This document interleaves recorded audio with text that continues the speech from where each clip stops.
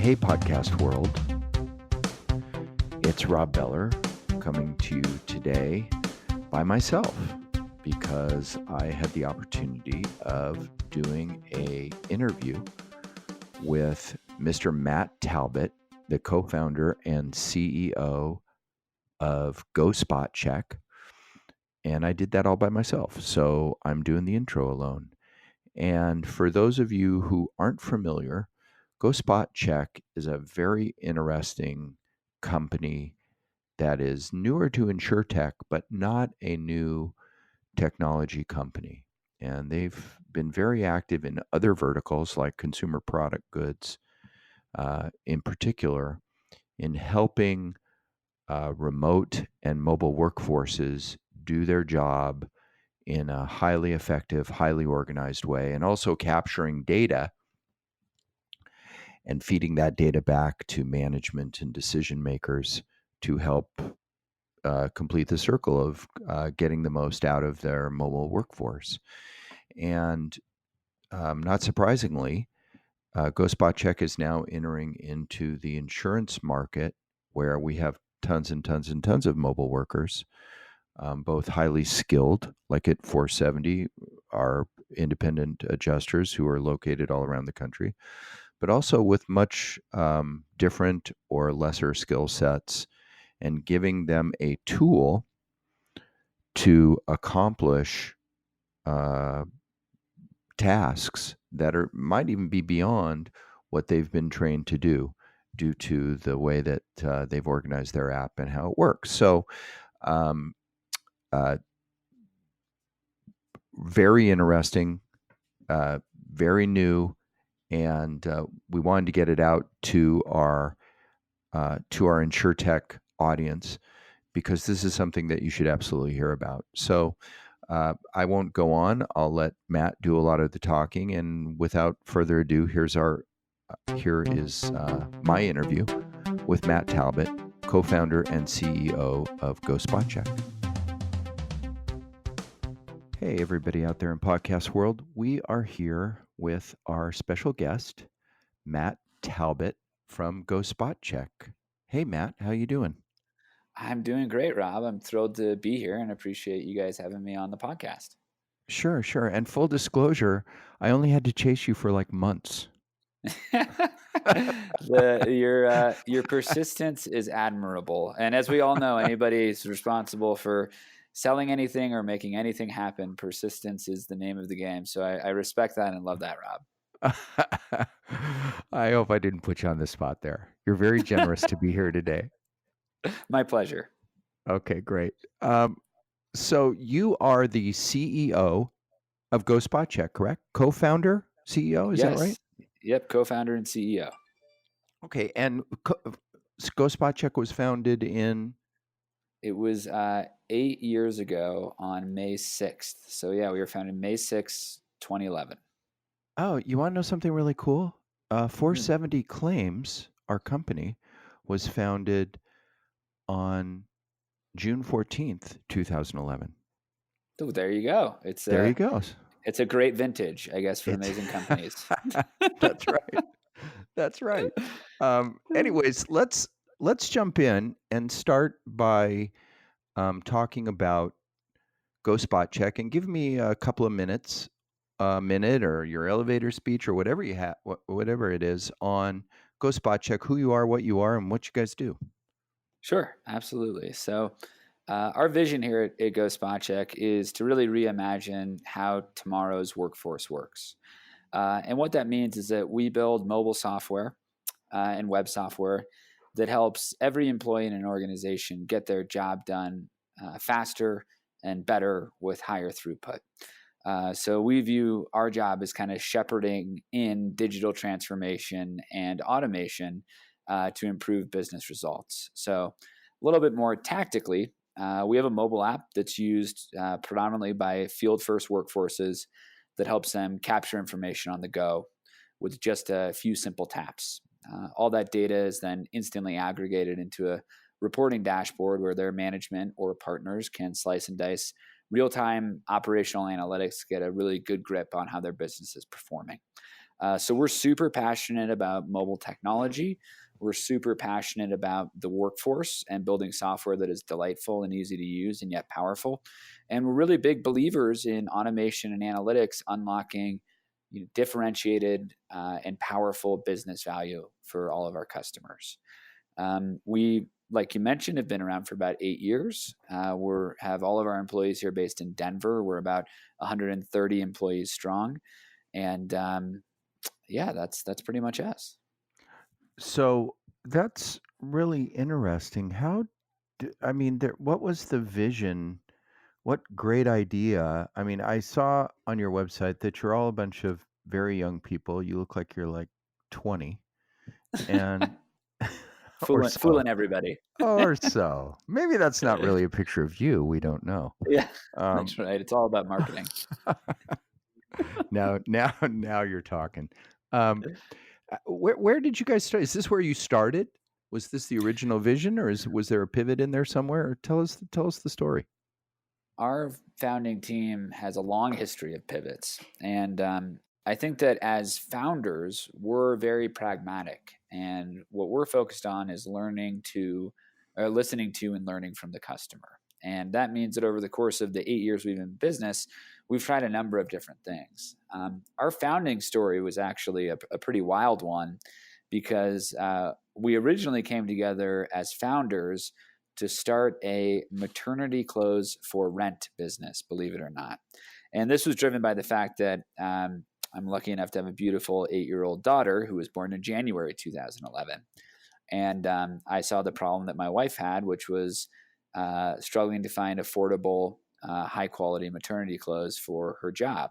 Mm-hmm. And so the three founders came together with this crazy idea that we were going to build kind of a Rent the Runway or Netflix for maternity clothes, but very quickly decided that even though that was our founding idea, that wasn't really what we were passionate about, nor what we wanted to invest the next 10 or 20 years of our life in. So what we did is in 2011, we kind of took a step back and said, what do we think are the biggest sea changes that we're seeing right now in the technology space? And we really rallied around mobile.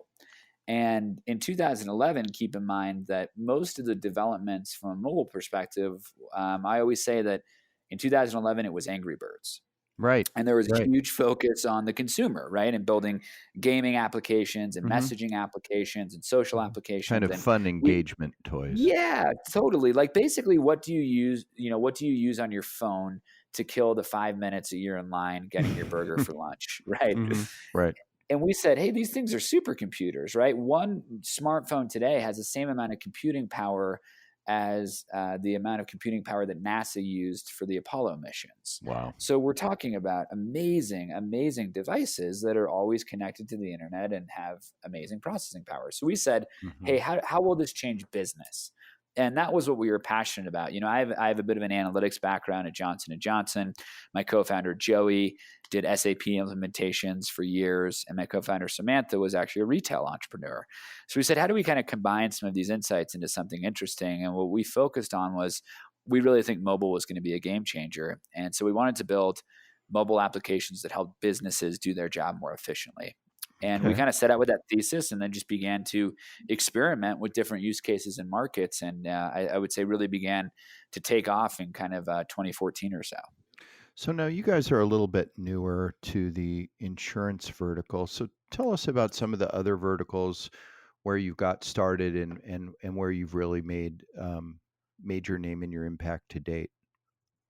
Yeah, absolutely. So we're also of a DNA where we are very strong believers in deep focus. And so we built our platform in a way where we believe it can be used by virtually any business in virtually any use case. But with that said, we wanted to be very intentional on the markets that we entered because we believe that in order to be effective within a market or use case, we need to have deep domain expertise and really learn the business problems and opportunities where we can make a big impact with our technology. So we spent really the first 3-4 years of being on the market almost exclusively focused on consumer packaged goods. And that's across a number of different subcategories, but really looking at, okay, what is the field sales experience in CPG? and how are they auditing the stores that they're selling to today, and how can we improve that to give them better visibility to in-market execution. Important. We were lucky, we were lucky enough to grow very fast in those segments, and work with amazing customers like PepsiCo and Clorox and Hormel and a lot of big wine and spirits providers. Legendary brands. Amazing. We were super lucky, and we definitely think it was driven a lot by our focus. And now that we've built a very successful business in that industry, as founders, we've kind of said, what's next? And we continue to develop innovation for our kind of core markets, but we're also, I would say, spreading our wings a little bit. And we find insurance to be a fascinating space because a lot of the dynamics and the technology needs are so similar to those of the workflow in consumer packaged goods and retail that we said, this is an area where we believe we can bring some unique perspective and expertise, and maybe, something that PepsiCo is doing with the platform could be applicable to a large insurance company. Of course. And so of course, that's kind of how we ended up getting into this space. Right. Yeah. I mean, businesses are different from vertical to vertical, but they're also the same. Business is business. Yeah, they rhyme. Right. That's right. So the mobile workforce obviously is exploding, right? I mean, Yeah. the Uberization of everything, or Yes. whatever can fall into those categories. Yes. And that's kind of where you're focused? Yeah. We're big believers that the very nature of work and the fabric of work is changing in a way that will forever change the way that we all work going forward. And I think that's driven by, from our perspective, a few trends, which is one, it is about the rise of the gig economy, where we're seeing, I think by 2020, you could see upwards of 40% of the U.S. workforce working primarily in a contract environment. And Wow. that's everything from doing small gigs to being a contractor to being a consultant. Mm-hmm. And we think that that's an awesome trend because it enables a lot more agency for everybody to choose the type of work that they want to engage in. And that empowerment of the workforce is a critical trend, and one that is really only made recently possible by the connective tissue that is the internet. Mm-hmm. And what we're seeing is that trend is only going to accelerate. Mm-hmm. And we're going to see organizations begin to make very different choices around their overall labor and human capital strategy, where we'll see a deeper investment in full-time employees to do more analytic and creative work. And we'll see more work that can be replicable, sourced out into a gig economy that is done by participants in that gig economy that are opting in and out of different types of work all the time. And that's often, I was in a Lyft the other day and talking to the driver and asking her what, her goals are in life. And her vision is to be a professional musician. And Lyft is a great opportunity for her because she can make the money that she needs to make on the hours that she needs to make it while she pursues her passion. And we think that's an incredibly cool sea change that's happening. So from our perspective, what we're doing is we're just trying to build the software that helps power this type of work in a way that's elegant and delightful for the end user, but also importantly, very powerful and analytically strong for the employer or the buyer of the system. So give us an example of a use case in one of those CPG verticals or vertical that you were telling. Tell us how you kind of fit into their workflow. Absolutely. So GoSpotCheck is really kind of a two-part system. There's an administrator interface that's a web application, and there's a mobile application that's used for the frontline field workforce. So let's take an example like Anheuser-Busch. So pretty much any store you walk into across the country, you're going to find a pack of Budweiser.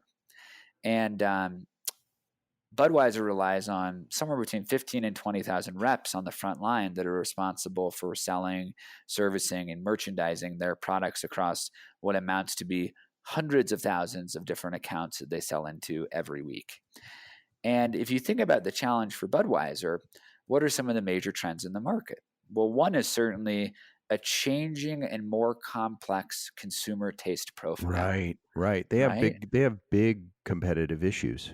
Huge, right? Where Mhm. now every town has 15 amazing microbreweries Right. that are making great products that are very different than Budweiser and Bud Light. Uh-huh. So Anheuser-Busch has been very, very smart to acquire more and more microbreweries and build their portfolio of products. Now, the Right. challenge is for the frontline workforce, it's not just about stocking cases of Budweiser anymore. It's around building an interesting portfolio of powerful products that attract and match the changing consumer profile. Well, if you're Anheuser-Busch, how do you manage this across 15 or 20,000 reps across hundreds of thousands of points of sale?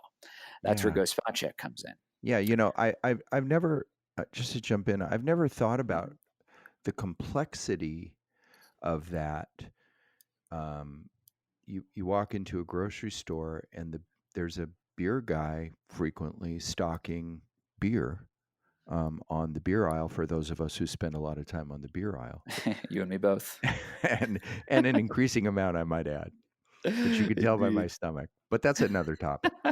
Um, well, I don't know that you guys have a solution for my waistline, but That's going to be our V2. but when you think about how do you maximize that presentation and their work across thousands of grocery stores, across thousands of distribution points, that's a complex problem. That's a big problem. It's a super challenging problem, and it's more important than ever because of that changing consumer taste, and because of the additional competitive pressure, and because of the localization of everything. So what we're seeing retail shift to is no longer the same selection in the same store on every corner. We're seeing a much more localized profile. And the reason why is your standard replenishment products, which could very well be your deodorant that you're going to use the same brand every time, is going to be auto fulfilled through an e-commerce player. However, when you're looking to discover a new and interesting product, that's when you're really heading into that experiential store. And so the need for Budweiser to present their product portfolio in a way that captures the interest of a consumer as they're going through a buying decision process in the store is incredibly important. And that also means ensuring that they have the right stock levels for all of their highest selling SKUs, like a case of Budweiser.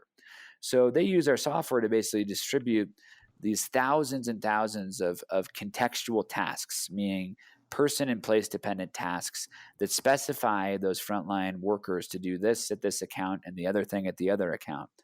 And as the workers use our application to track what they're implementing in each store, all of that data is instantly aggregated into a reporting dashboard where now Anheuser-Busch at corporate can slice and dice the information and better understand where are we winning, what's working, and better understand where do we need to take some corrective action.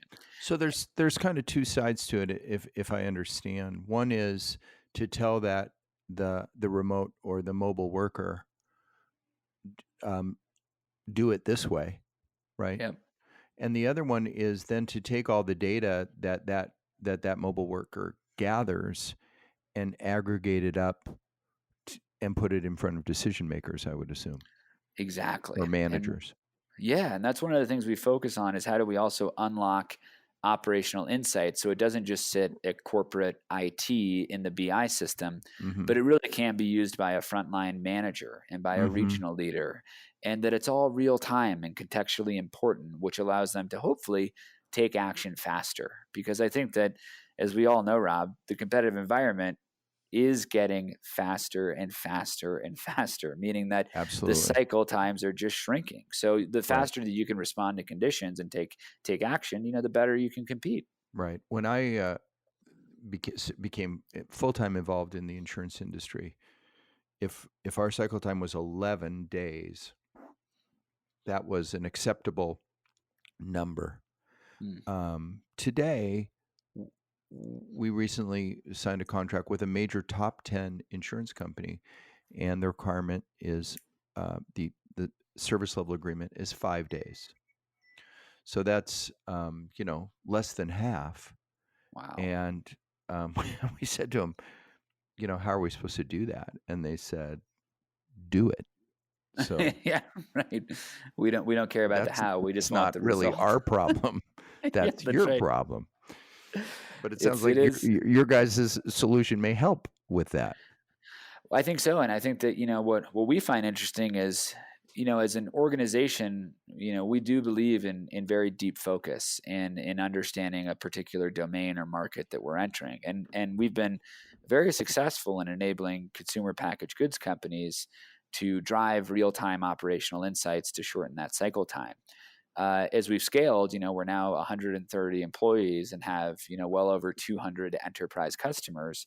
We're beginning to get pulls and entering new markets. And one of those key markets is insurance. And I think it's very much the same dynamic where the tolerance for turnaround time and waiting on results is just it's going away. People want the information that they want now, right? And that's driven by societal things that are much bigger than you and I could ever control. When you're used to pressing a button and getting a car, right? Or by Amazon. Yeah, exactly. Right. It's like if you think about the expectation of every person that is using technology in their day to day, you're now operating in an environment where somebody can press a button and 20 minutes later, a hot meal shows up at their door. Correct. And that's a pretty crazy sea change in the way that things work. And so what we're seeing is that is trickling down into business, where the old way of working was, well, if we need an application for our team, we go to our internal IT team. Right. Our internal IT team spends 8 months developing it, and then they release it. And by then, it's already not what we need anymore. So then we put in a change request. 6 months later, we get the next change request. Now the operators and the workforce is saying we need these problems solved today. And we need them to be able to be very iterative, meaning that they can flex and change with the needs of the business. Well, that's really interesting. We've seen that in both in the organizations we work with and in our own company, where we're more apt to buy solutions today than to try to make them ourselves. Because I think one of the things that's happened in business today is most of us have become conscious of the fact we have our core competency that we're good at. Yep. And we usually don't do too good when we try to go outside of that. Yes. And so you make a solution that people can buy and buy into. And you have a number of solutions: audits, inspections, field, merchandising, food safety. It goes on and on. Yep. But let's talk for a minute about insurance, because this is an InsureTech podcast. So let's be true to that. Let's talk about insurance. How did that come into your roadmap? Well, it's interesting because we've always had a strong desire to enter the insurance market. And one of the reasons why is that the workflow does look very, very similar to the workflow that we support today for a lot of our customers, which is there's a specified set of information that needs to be captured. It needs to be captured in a way that is irrefutable, meaning that it is objective and it's sound and it has GPS validation and a time and date stamp, and it's easy to prove the validity of. And it needs to be accessible in a way in a database where it's easy to comprehend and share either internally or with partners. And so we actually began to get into the insurance space largely by a handful of conversations I had with peers of mine that were working on different software companies. And one of them brought to me this kind of opportunity to say, hey, here's a form that I've seen that is an insurance inspection. And I'm not entering that space because of XYZ reason. But I think it'd work really well with your software. And we said, sure, let's give it a try. So we actually just began to translate some of the inspections that we were seeing for, very common insurance workflows around auto and home and property to say, how might we be able to translate this into the GoSpotCheck ecosystem? So we ran a few tests internally, and we found that our product was actually a phenomenally strong fit for that same use case. The next step for us was understanding, okay, we can technically pull it off, but it's our job to ensure that we really understand the business drivers and build some domain expertise. So what that's put us on is really a listening tour to go out and better understand, what are the key drivers of the economics for these insurers and for their partners, where we can drive more efficiencies and more focus to allow them to do exactly what you said, their core competency as best as they can, where we do the work of building and maintaining software that helps them do their job more effectively. So for us, it was very much almost like how we started the company, which is that it was a focus on customer development, pragmatic approach, and just being willing to listen and learn about some of the nuances and differences in the particular insurance use case that are very similar and look a lot like what a PepsiCo or an Anheuser-Busch is doing within our system, but are also different enough that we need to go and educate it. Well, if you strip away some of the industry-specific issues and problems, we have a highly mobile gig economy workforce that works for our particular company. Now, we're an independent insurance adjusting company, and we have 1099 independent insurance adjusters all over the country. And one of the struggles that we have is consistency, uniformity, things like that I assume that your product would really help us to get past. Yes? Absolutely. And it's one of the key focus areas of the types of workforces that we tend to enable, which is that, one, they do tend to be relatively high turnover, meaning that it's either gig oriented, so people come into the work and then exit the work, Correct. or it can be a relatively short tenure. So you might be a salesperson out in the field for Budweiser for a year and then move into marketing at HQ. Mm-hmm. And so the principles are very much the same, where the software not only needs to be able to capture and provide a consistent and an objective reflection of whatever is being captured out in the field, but it also needs to be very good at guiding the user on, this is the process, this is the workflow, and this is the outcome that you're trying to get to. So what we've done is we've done things like embedded training materials, whether that's videos or PDF, right into the workflow of the application. So now a user, even if it's their first day on the job, feels like they have spelled out step 1, 2, 3. This is what needs to be accomplished. Here's some reference materials or a video to watch to understand exactly what to do, and then submit your information. So now what we've done is we've kind of consolidated both the capture of information with the process and the training to ensure that, for instance, in your use case, that your 1099s are now hopefully significantly more enabled and can do their work better and faster in a more focused way, while reducing your training time and overhead, even with what is ultimately a very mobile and gig-oriented workforce. So would you have a product, kind of a standard format product for the insurance industry, and then carriers could customize on top of that? Is that how it would work? Yeah, that's exactly right. And what we focus on, and that leads to that kind of need to ensure that we have some domain expertise, is what we like to do is we like to kind of provide what we say is 80% of the solution. So we'll say, hey, we're going to get you off the ground. Here are maybe some standard templates to use. Here's what we've seen other customers use. But then the great part about the system is that it's really meant to reflect your way of working. We're very big believers that software should work the way that you do, and you shouldn't be forced to work the way that the software does. Oh, wow. Yeah. So that means that's refreshing.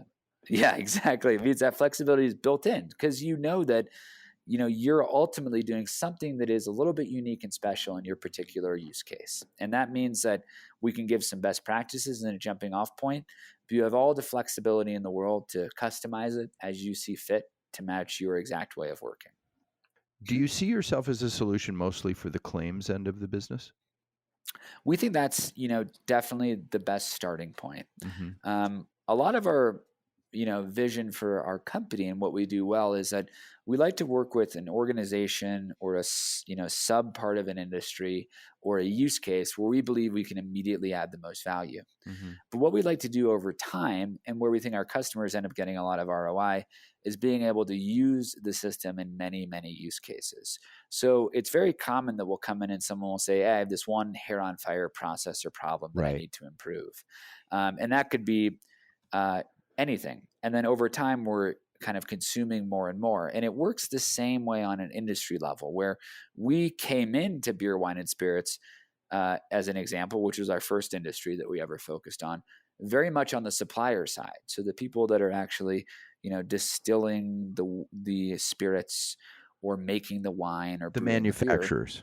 Yes, exactly. And then eventually moved into the distributors as well, the organizations that work with many suppliers and distribute their products to the shelf. Mm-hmm. So kind of we think about the insurance industry in very much the same way, Mm-hmm. which is that, we're going to pick a very targeted starting point, which is claims, Mm-hmm. and then continue to expand the breadth of where we can play across the industry. Mm-hmm. Do you see yourself working first with carriers or with service providers like us, or? We think service providers first, and the reason why is we think that they're with our kind of current solution and opportunity, the service providers are kind of quote closest to the problem, and also have the domain expertise that could help us learn the industry faster and better. And then I think from there, ultimately up to the carriers. But we think that the service providers and partners are the best place to get started. Well, we, as a service provider, have a great need actually for this, and not only among our current 1099s, but there's an emerging movement and associated workforce for what we call virtual claim inspectors. We've also called them expediters, but basically what it is, it's a non-adjuster data collector, a data collector who is not a licensed adjuster. And that's what you guys are all about, right? Is helping a unspecialized worker collect data. Absolutely. And I think that what we'll, continue to see, Rob, is that dynamic where, you'll see more and more specialization for deeper knowledge spaces where there is required training and certification and true deep domain expertise. Mm-hmm. And then you'll see more and more contingent and gig labor in the areas where it is repeatable work, meaning that you don't need deep specialization in order to do the job effectively. That's where we kind of play the most. And we believe that is driven by the gig economy and the changes of the way that people want to work and want to do their jobs.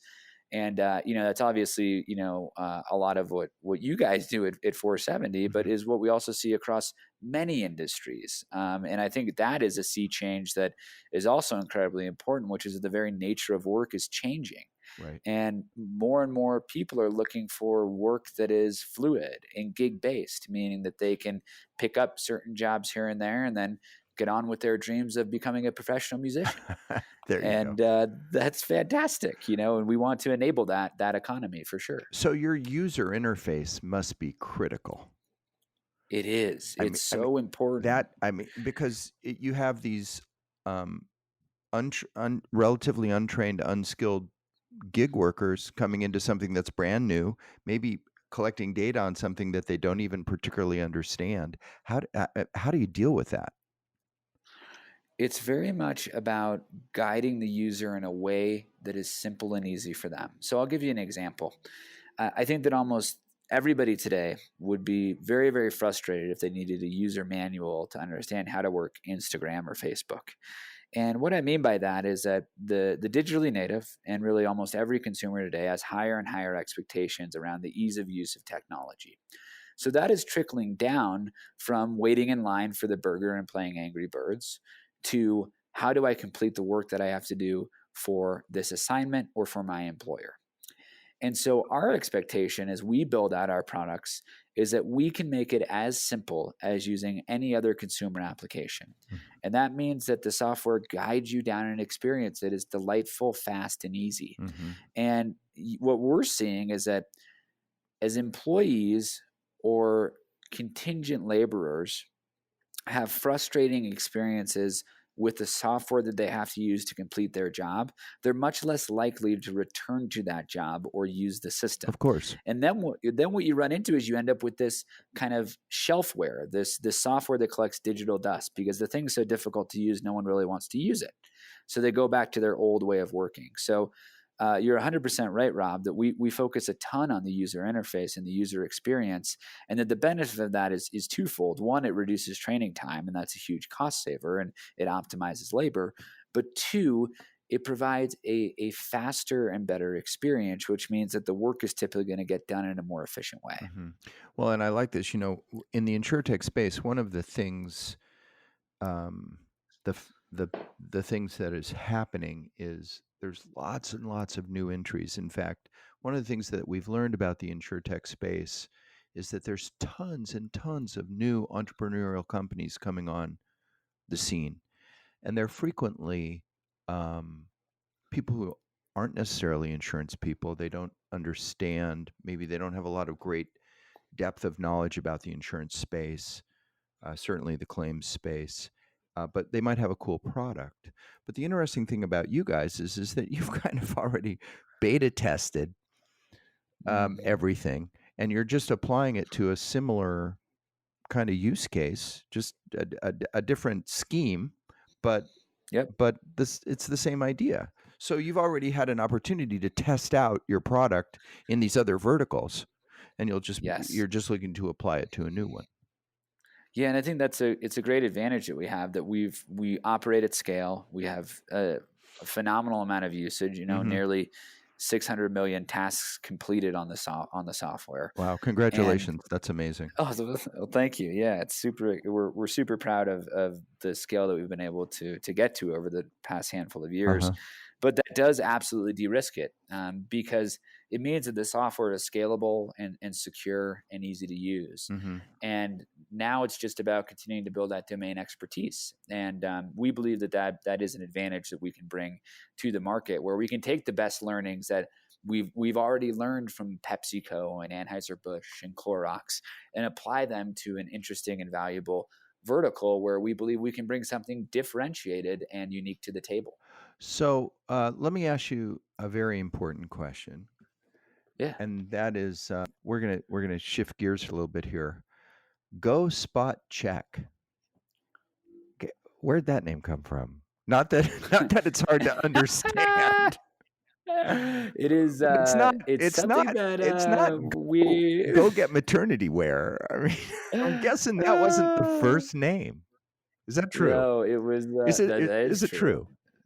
It is true. In fact, if you look at we're a registered C corporation in Delaware, and if you pull our charter, there's been 3 different corporate entities that we've renamed. So it's been a long journey on even on the naming. And I will say that it's we continue to remain open-minded about potentially shifting our name to be more reflective of what we're really all about. Because if you think back to the origin story on the name, I remember it vividly. It was a summer afternoon in Boulder, the summer that we started the company. We actually started up in Boulder, then moved down to Denver about 3 months later. But we were up in Boulder, and we kind of said, "Hey, quick, we need a name."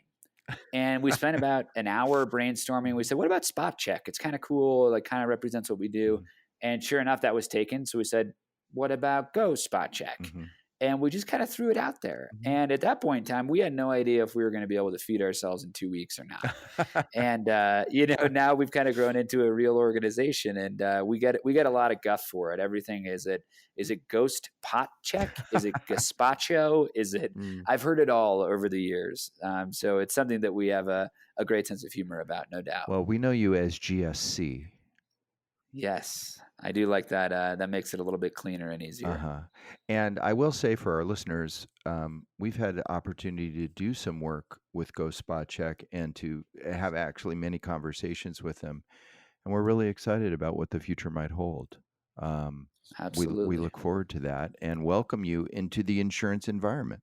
So if it's please. It's thrilled to be. I was going to say it's a thrill to be here, and I appreciate your openness and willingness to help us learn the industry a bit, Rob. It means a lot. So if somebody wanted to reach out to GoSpotCheck or to see if your product might be applicable for their company, how would they go about doing that?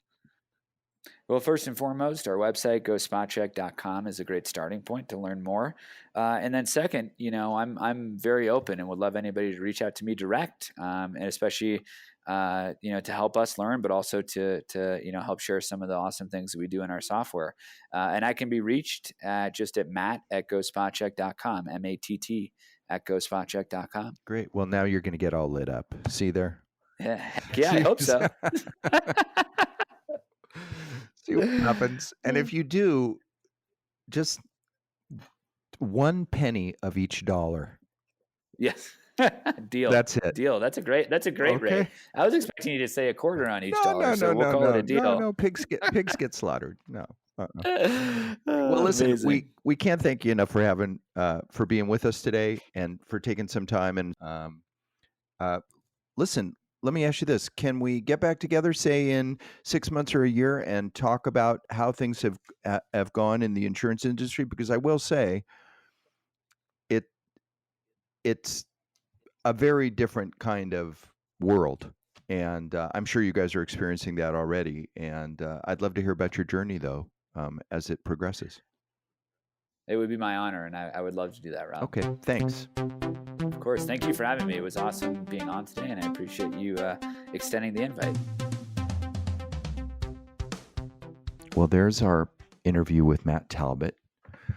We're really grateful to him for his time and energy and enthusiasm about his product.